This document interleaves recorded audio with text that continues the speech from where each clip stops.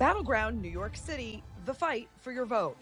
Your front row seat to the battle for New York's next mayor. It's the old guard clinging to power, chasing a candidate they never saw coming. Every night, our experts break it down. What New Yorkers want above all else is authenticity. We're listening to the people who matter most, you, the voters. And when the candidates sit across from us, nothing's off the table. What's your plan to make New York City feel like a safer city? Cupp, that's your perception. Of course, there's a lot of crime. So what's happening right now? Let's dive in. Welcome to Battleground NYC, the fight for your vote. It is finally Friday, September 19th. We're 46 days away from this all-important New York City mayoral election. And later in today's show, we'll talk to the head of a mom's group about the importance of childcare in this election in New York City and elsewhere. But first, as always, let's get the latest news off the campaign trail. Joining me now is Ross Barkan, political columnist for New York Magazine's Intelligencer. Welcome back, Ross.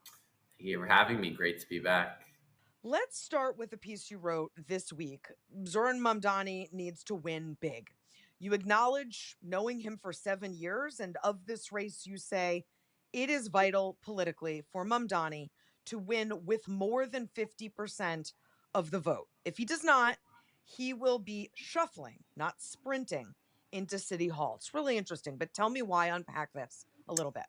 Well, if you look at the history of general elections in New York City, I mean, they're very different than this one, but the winning candidate always comes in at well over 50%. They have the mandate of the majority of the city. Bill de Blasio had that. Eric Adams had that. Michael Bloomberg had that. And right now, you look at the polls, Mamdani is polling at under 50. Of course, with the split field, you have two independents who are Democrats running. But at the same time, for him to claim that mandate and to have that momentum going into year one, it will help him a lot to finish over 50, to say more than half of the city supported me. Otherwise, the narrative will be he only won because of the split field, even though technically that might not be true. If you're under 50, your critics can say that, and that weakens you. Yeah, I get what you're saying completely, but let me present this scenario. What if he wins with under 50%, but the difference between him and his competitor, the next person, is 20 points? Does that change anything? I mean, it helps, and that's what is on track to happen right now. And it's a large victory, but it still opens up the narrative that had all the anti-Mamdani votes been added together, he would have lost. Now, elections are more complicated than that. I'm not implying that would be true, but the reality is, if you looked at that, if that final finish, if Cuomo still is polling at 20-something%, if Sliwa is running near him, it doesn't mean he can't have a strong mayoralty, he can't be politically potent. But for a lot of the people now, looking at him, sizing him up, they might smell weakness if they see a candidate who could not finish over that 50% threshold. Yeah, and some of the people that might smell weakness are Republicans like Elise Stefanik, who wants to run for governor, and they might start tying, a Mayor Mamdani to everything that's wrong, right, with Democrats. I mean, there's a lot of, problems on the horizon if what you're saying happens. Okay, CNN is reporting that there was another call between former President Barack Obama and Mamdani. It was more about how Mamdani would govern after what seems like a likely win in November. In addition to winning big, as you say, how does Mamdani need to govern, and are there lessons to be learned from how Obama did it? I think there is a degree to which you can pull from prior administrations. There's talent in the Bloomberg administration, talent in the de Blasio administration, talent even in the Adams administration. I think that's a good approach. You really, which I think he's doing right now, you talk to a lot of different people and you look for the best of the best. Now, Obama brought Hillary Clinton in, resuscitated her career. I'd argue politically, in retrospect, that was a massive mistake for the Democratic Party if you lost the next election. Not that Mamdani is any danger of that, given that Andrew Cuomo is not joining this administration, Curtis Sliwa is not either, nor is Eric Adams. But I think in general, his approach will be to try to implement the agenda he ran on, which is more achievable than it looks, whether it's the childcare expansion, free buses, freezing the rent on rent stabilized apartments, or the 5 grocery stores. They're all doable I would argue, to a degree within one term. Okay, Mamdani's also reaching out to leaders across the country for guides and inspiration on how to implement his ideas. This is according to Politico. From Oregon's public safety program to Ohio's strategy to deal with protests. What do you make about this? Calling up, you know, leaders in other states to sort of build a best practices strategy. It's very smart. It's what mayors should do. No matter what city you're in, you should see what's happening in other localities, see what works, see what doesn't work. A lot of policies can be dismissed out of hand because they haven't been tried in New York, but you can look at another city, either in America, you look at global cities too, and see, cities are cities. They have their own, makeups, but it's still it's still people, it's still government. So it is wise to see what works and what doesn't work. Yeah. Mamdani rallied today with New York State Senate Majority Leader Andrea Stewart Cousins. This is their first appearance together, although she announced her support for him back in July. How important was this joint appearance and her support for his agenda if he becomes mayor? It helps to have more establishment Democrats in his corner right now. The governor endorsed him. That was important. The speaker of the state assembly just did. Stewart Cousins, the majority leader. He needs Albany to implement his agenda. He needs money from Albany. He needs support from the state legislature. So that is crucial. Okay, Ross, I've got more questions for you, so don't go anywhere. Battleground NYC, the fight for your vote. We'll be right back.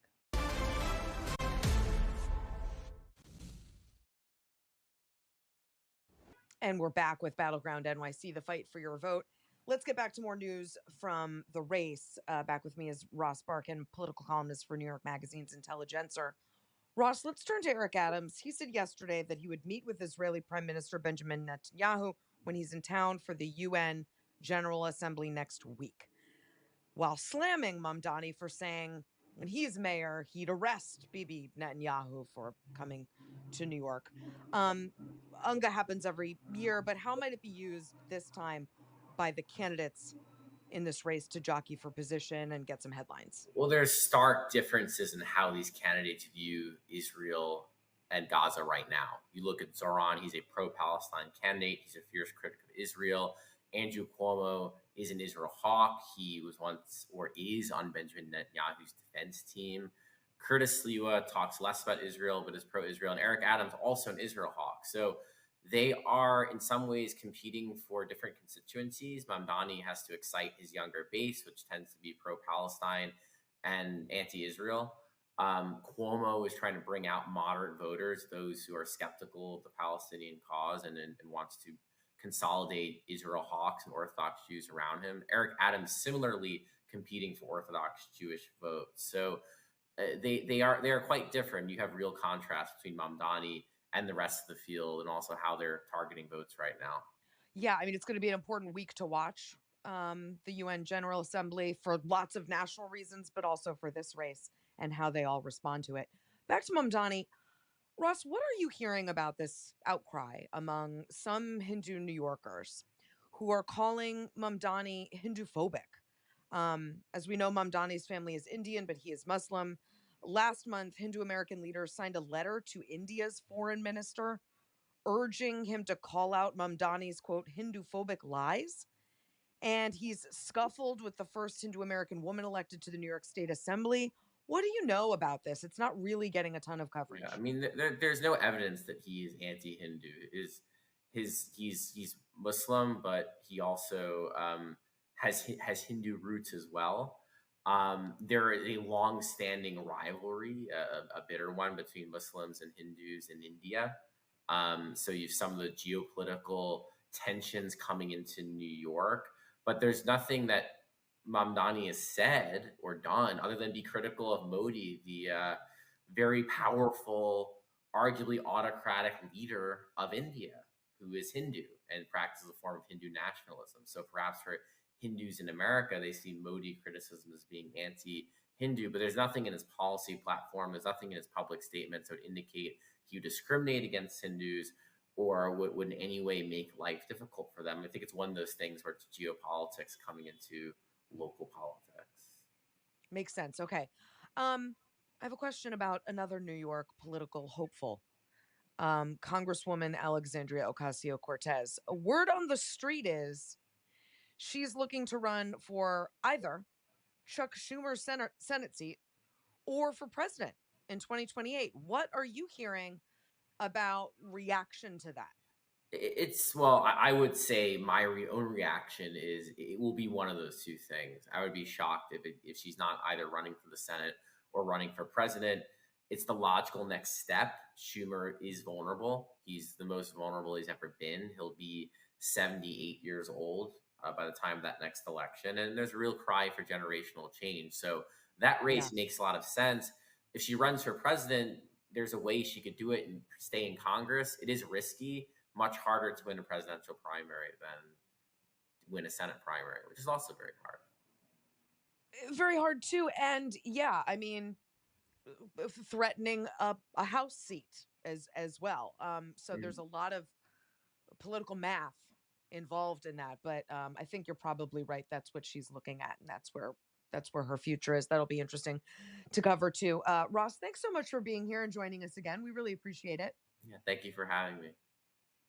Okay, and don't go anywhere. Up next, how one mom's group is pushing for the next mayor of New York City to prioritize childcare in his first 100 days.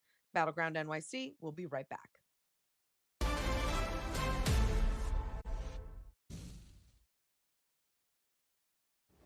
We're back with more Battleground NYC, the fight for your vote. Childcare costs in New York City are high, just like rent, groceries, electricity, and everything else. And parents are looking for some relief. One organization is pushing the next mayor to do just that. Take a listen. So to the next mayor of New York City, if you want to lead on affordability, you need to lead on childcare. Are you in? Because childcare isn't just a parent problem, it's a New York City problem. Join me in Moms First to demand that the next mayor fix childcare on day one. Sign the petition at momsfirst.us. And joining me now for the bigger picture is Reshma Saujani, founder and CEO of Moms First, a national movement advocating for policies and support for mothers. Welcome. Thanks for having me. Oh, it's my pleasure. I'm glad you're here. Before we get to the race and the candidates and the solutions, tell me about the mission of Moms First, and let's talk about some of the problems with childcare in New York. Tell us about Moms First. Yeah, Moms First is like you said, is a national movement that's fighting to make American motherhood tenable by shifting structures, by passing paid leave. You know, the United States is the only industrialized nation that doesn't have paid leave. By making sure childcare is affordable. We're the wealthiest nation that puts the least amount of money into childcare. It's not possible to be a mom in America, and we want to change that.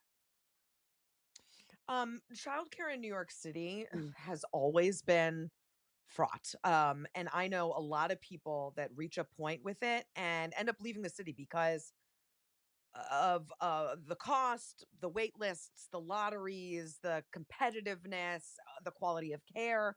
What is the state of New York's childcare right now? I mean, I think it's more broken than it's ever been. You know, childcare, it's both unaffordable and unavailable.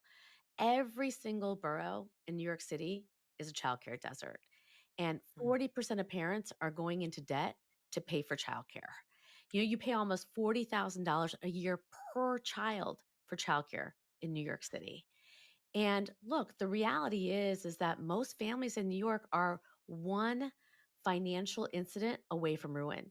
Your car breaks down, you know what I mean? You have a medical emergency, you got no savings because you've put it all into childcare. And it's, you know, we think about childcare for so long as like a personal problem that you or I got to fix. But the reality is it's a financial issue. Workers can't work without childcare and businesses don't work without workers, period. Yeah. Yeah. And give us a range. I haven't lived in the city in maybe a decade. So I'm a little out of touch with my mom friends. Yeah. Give us a range of what childcare could cost a family in New York City today. I mean, it's all over the map, but it's pretty damn expensive. I mean, so many parents I know can pay up to $2,000 to $3,000 a week, right? It depends on what's available. Can you drop your kid off to a daycare center? Do you have somebody coming in the Yeah. home and taking care of your child?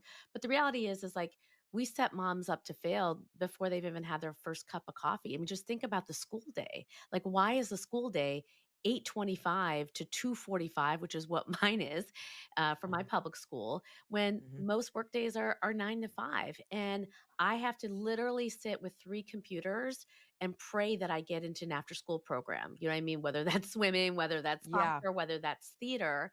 But it's like this, it's like a maze, right? It's like a Mhm. Tetris board of trying to kind of figure out.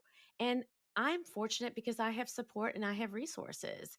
And the Right. reality is most parents don't. If I'm struggling, everyone's Right. struggling. And you saw that report, like 80% of New Yorkers, you know what I mean, can't afford childcare. So that's Yeah. not just the poorest of New Yorkers. It's working Americans, it's middle class New Yorkers, it's Mhm. everybody. Yeah. And what about caretakers and nannies? You mentioned the coverage issue, right? How do Yeah. I get childcare covered in these hours? Having a nanny to people who are not in the city might sound very fancy, but it's very common in New York to have someone come and help watch your kid, but they're not paid well, are they? And so that sets up a kind of No. a bad system too. No, I mean, I'm sure this is the case for you. Everything I am today and have been able to do is because of the incredible women who have helped me take care of my children, Yeah, period. same. Yeah. And the reality is whether it's a babysitter or a nanny, we pay them less than we pay our dog keepers. Mm. And so the entire system of childcare is broken because parents can't afford to pay more and childcare workers can't afford to pay less. And Yeah. so, Yeah. it's funny as like we did a poll with moderate conservative Republican moms, and their Mhm. number one issue was quality. So it Mm. doesn't matter whether you're Republican or Democrat, an independent or socialist, right? You care, you want the best possible person to take care of your children because it's your most precious resource. Yeah, of course. And I promise we're going to get to solutions. This isn't all Yeah, doom and gloom, but before the break, just tell me, you mentioned this is a problem across class in New York City. Is it a problem in every community? Is this a problem on the Upper East Side, just as it is in Flushing or Flatbush? absolutely. Like I said, every single borough in New York City is a childcare desert. So it doesn't matter where you live. It's not like less people in Manhattan are struggling with this than folks in the Bronx, right? Yeah. It's universal, which is why I think it is the affordability issue. It's the reason why so many people who don't even have kids are kind of saying, I'm a childcare voter. Like I am going to vote for the next mayor who says that they are going to fix this problem once and for all so I can actually have choice in my life. Yeah. And I feel like political candidates in New York City and nationally have been talking about this for a long time, and it just doesn't seem to change. Okay, Reshma, I've got lots more questions for you. And as promised, some solutions. So don't go anywhere. Battleground NYC will be right back.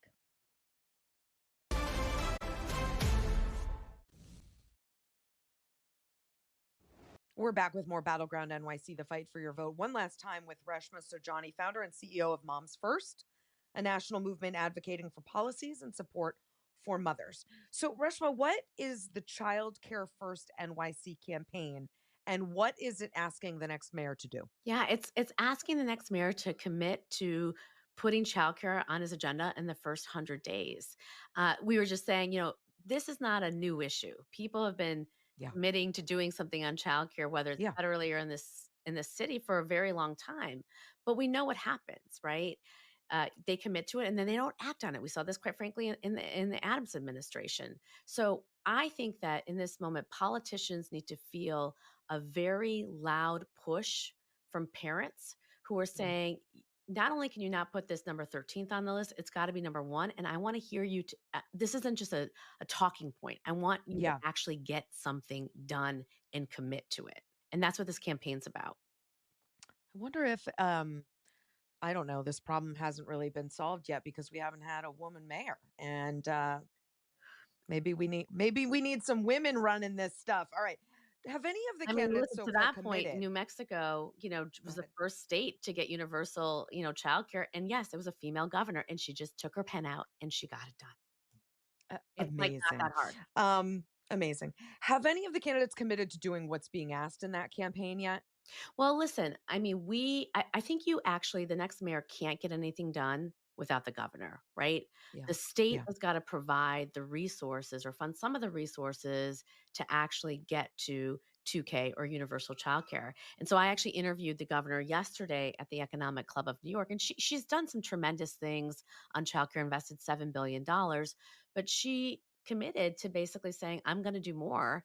And I've been working or talking to Mamdani, who's likely to be our Yeah. next mayor, on talking about what we can actually do together on day one. So I was very hopeful, you know what I mean, after that conversation with her. Because he's How gonna can need her to help fund it. he's going to need her forever? Yeah, for lots of things. And that's what, we've been talking a lot about how he will need Albany Yep. to get a lot of things done. So it's good that, she's having that conversation, and maybe she'll kind of hold him accountable if he gets elected. How can businesses and other organizations collaborate I mean, um with the mayor to make a more affordable childcare a reality, so that it's not all on taxpayers? that's right. I mean, listen, businesses are key. If you look at certain states, whether it's New Mexico or Vermont, and when I talked to the advocates there, I said, "Well, what was the difference? How did you get it done?" Mhm. And they said, "Well, when businesses actually got involved, that's when legislation moved." I always Mm. joke, it's like politicians will listen to their business leaders over they listen to their own mothers, right? Uh-huh. So we've built the National Business Coalition on childcare, about 5 years ago. When I started it, we had 7 businesses. Now we have 200.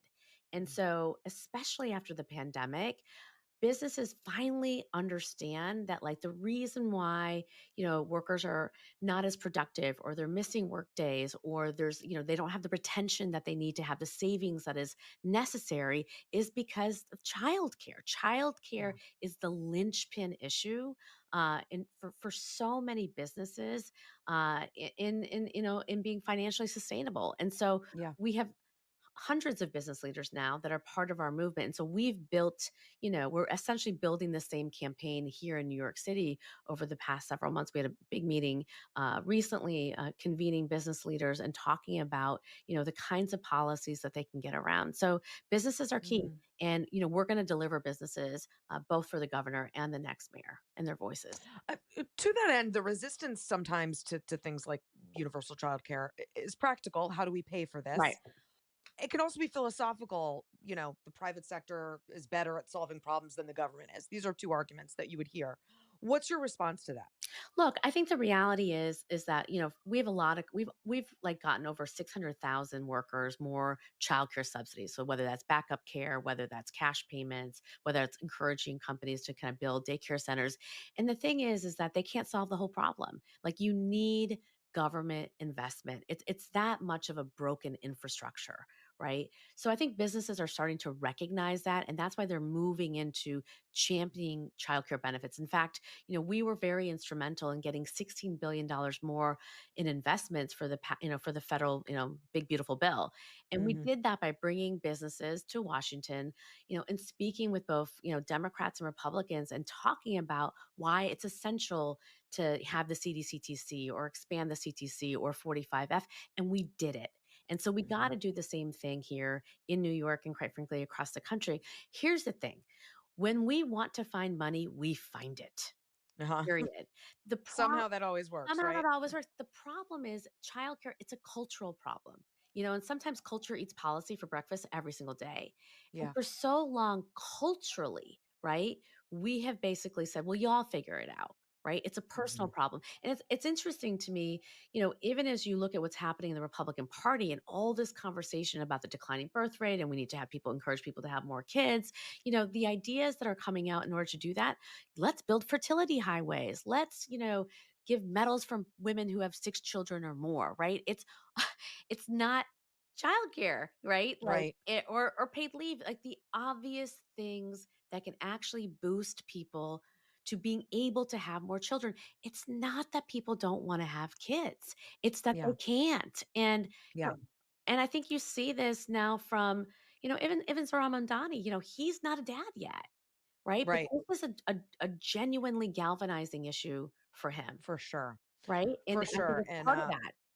Yeah, I just really appreciate you being here, Reshma, to talk about it. It is a big issue, and I'm sure we'll cover it again over the course of this election. Thank you. Thank you. And thank you for tuning in. We'll be back next week, Monday through Friday, with more Battleground NYC.